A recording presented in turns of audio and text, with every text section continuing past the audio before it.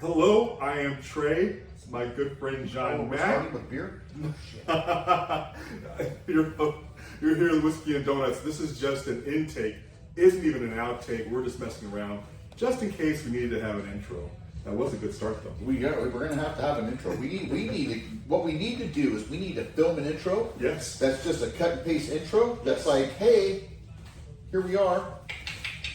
Indeed. We will And then that just goes on the beginning of all of it. Like the Joe Rogan Experience has the monkey that's like just his little, like it's a jungle and it's a monkey. It's all, and then it. I do like the idea of having. I do like the jungle motif. That's pretty cool. Yeah. John, the last time we did this, we did use the those little mics. The audio was great. Oh, your mics. The little guys. Yeah. Now it wouldn't work on there if we did it right now because we're using the full piece with the ring there. Yeah. We could potentially, if we've got some time today, maybe at some point dip out. But we've got this guy going right now, which is good to make sure we've got some good clean audio. I hope anyway. Yeah. Yeah. So Superman, I went in like I was saying a little bit ago there before we started today was being pitched as this sort of Superman version of what we had been told Snow White was. And I still haven't seen Snow White. But my wife refuses to watch it, which blows my mind. If we would have bet money when we did the Snow White thing, I would have lost. For sure. I would have lost money on that bet. What's funny is that there are people who are like, well, hold on, how'd you critique a movie without even going to see it? Right. And I said, well, it just seems so bad. The trailers were bad. Yeah. I had no interest in going to see it. None. My only interest was in critiquing what the actress herself had said about her movie. Yeah. For sure. Right? Yeah. So it's not like I took her words out of context. I merely took her words and said, right. Teresa won't even, she's like, I don't want to give them money to see that movie. I don't want to help boost that. She won't even let the kids watch it in their house. Oh, wow. That's standing on business. That's standing on business, you know what I mean? And we did the whole Snow White thing. I got Snow White shit in my house. Right? Yeah. I'm looking at it. Right, I can see it. It's on the wall. Right there. Yes. I got Disney stuff on my table. Yes. You know what I mean? You're a pure loves, Disney family who did not. Well, she is a pure Disney family, yes. Yeah. So people think PDF is like a file on their computer, but no, it's pure Disney family. That's a good one. So yes, I thought that Superman would be sort of like some sort of version of that, but it turns out that it wasn't what I had heard it was. Yeah, I heard that it was way political. And I didn't pick up on that. Yeah, I mean, I think they used some, I guess you can kind of say like Arab War would be fair. Yeah. You know what I mean? I don't think, it didn't show it as a side.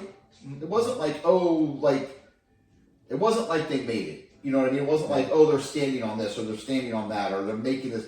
They were using a real world event in a fake world. And I think the country that they even used wasn't even a real name of a country. No, it's all made up. Yeah, the whole thing. So they're not. It's not like they were, portraying like the Afghanis or the Pakistanis or Israel. They picked a real world thing and put it in a fictional world, and I didn't find it hard to believe. You know what I mean? I felt like it was fairly easy. You know what I mean? It wasn't offensive. That's the thing. I didn't catch any of that part really at all. Yeah, I think the best. I think the only political line in that whole movie was. What's the director? James Gunn. James Gunn, yeah. His brother was the guy that they were hauling off, and he's like, right or left. We can all agree we hate Lex Luther, right? and that was kind of that was like their only political. And I don't know if you can. I don't know if you can be mad about that. So what ended up happening, John, is that I was mad about the fact that they had thrown all these different layers at you and had not given you any origin whatsoever. And I guess you can go back and make other movies later, but they gave us a lot. But like, how many, or like, it's like every time they make a new Batman movie, do they need to give you the backstory of Batman? Well, maybe not every time, but I have, for example, in this one, my buddy and I agreed that Lex Luthor seemed way more powerful than he ought to be. He was just too powerful. Well, but Lex Luthor is. In some of the comic books, in some of the stories, he's the president of the United States. He's got abilities, right? Right. Well, he has no abilities. He has money. Yeah, he has money to make right? Happen, I mean, he's like an evil Batman. Yeah. Right? He has a lot of money. And that's kind of, in the comic books, I mean, that's who he is. Mm-hmm. I mean, that's his superpower. I'm rich and I'm evil. Like, that's kind of, it fit to me. Knowing, because I know the stories, right? So, again, how often do they need to do backstories of all these characters? Why was he so mad at Superman? Because he hates Superman because he's an alien. And he thinks Superman is the enemy.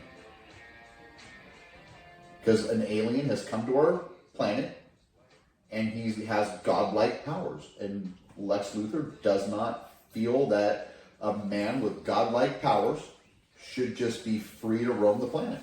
Okay. And that's his hate for Superman. That's so wild. Because Superman's a good guy. Says him. Oh gosh. Right? But that's Lex Luthor's stand on it. Right? Like, you can only, you're right, he is a good guy, right? Mm-hmm. But then you find out, and this is something I didn't like about that movie, because I've been a comic book fan for a long time. Mm-hmm. And in every Superman movie that we've had since the 70s, since Christopher Reeve did Superman, his family, he came from a good family. He was a good person, right?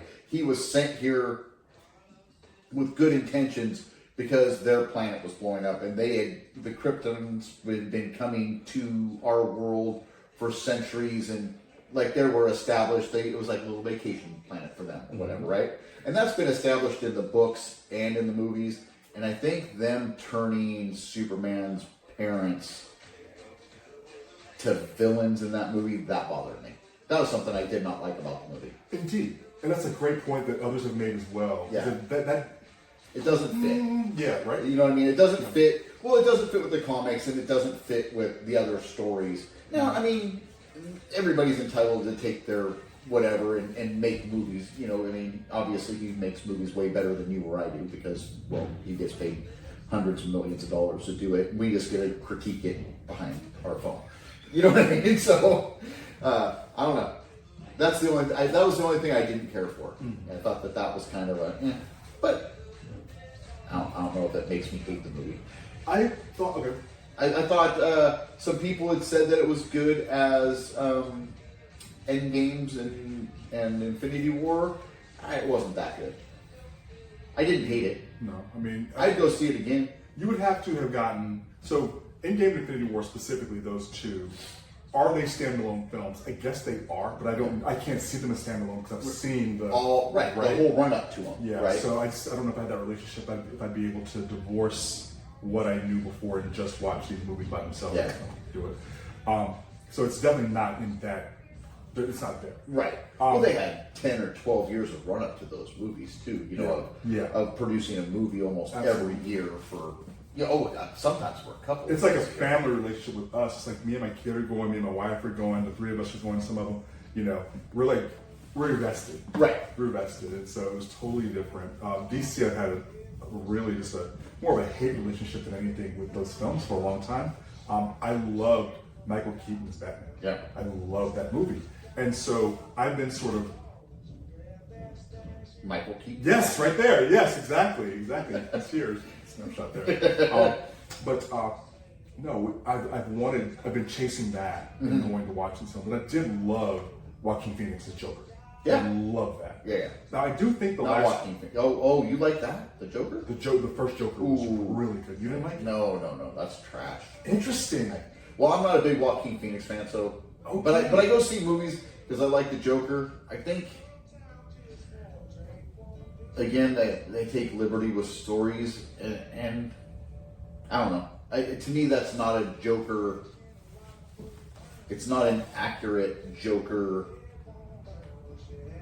portrayal. That's a very interesting. You and I never talked about it before. was our first time even. Yeah. I never even seen the second one with Lady Gaga. I heard that was absolute trash. Tell you that the second one, because the first, and one of the reasons why the second one was bad, One of the reasons why the second one was so bad was because the first one was so good. Yeah. It was really just great cinema. He is one of the brilliant actors of our time. Yes. I don't like him, but yes.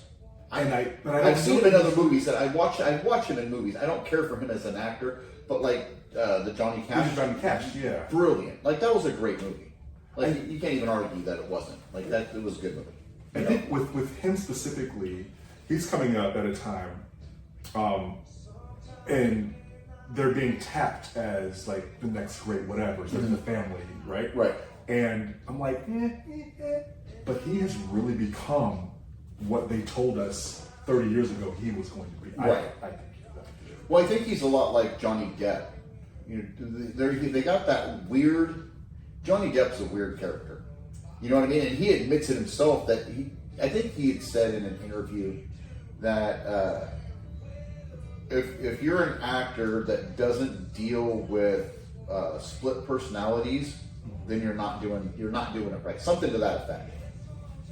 Because the guys that do it right, they become those characters, right? And they live that character. And like Johnny Depp says, for him it was hard. It's hard to turn that off, right? So you end up with these different personalities that you take on playing this character, and then it becomes part of your life. You know what I mean? And I think Joaquin Phoenix does that. You know what I mean? Yeah. I think Heath Ledger did that. I think Heath Ledger was hands down the best Joker ever. Because you've seen the Joker, you've seen a real evil Joker. You know what I mean? Before that you had, what was his name? Jack Nicholson? Jack Nicholson was a good Joker. He was a good Joker. Yeah. Because that was something in cinema that we had never seen before. Yeah. And then, what was the guy that played the TV show? Mexican dude. Can't think of his name right now. I know it, but I can't think of Like it. the old TV show? Or Yeah, the like new TV the show? 1963 Joker. Oh, I know what you're talking. He had the green hair and the white face. Yes. You know what I mean? So that was the Joker you were used to. So when Heath Ledger came out, you got this like he was an evil dude. Like it was an evil character. Yeah. And I think he nailed the craziness of the whole thing, and the character was just hands down still my favorite Joker ever.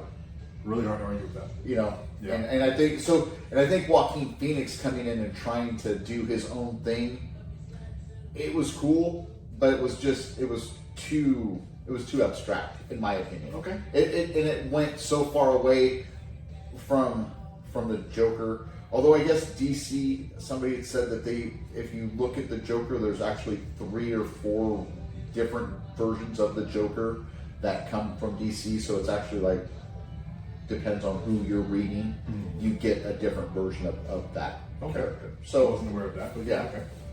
So anyway, I thought what was the other dude's name that just did in Justice League?